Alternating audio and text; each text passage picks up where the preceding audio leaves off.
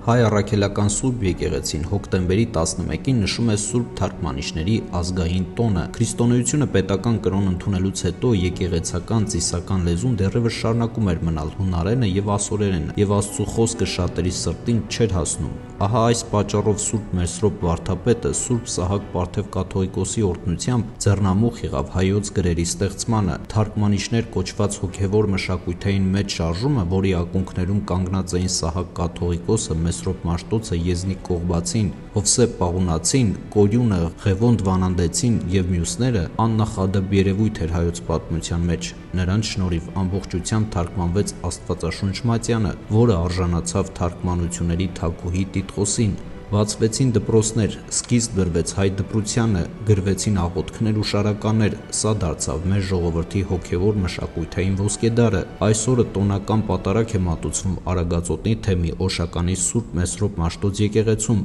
եւ հարյուրավոր հայորդիներ ուխտավորաբար այցելում են այդ սրբավայրը։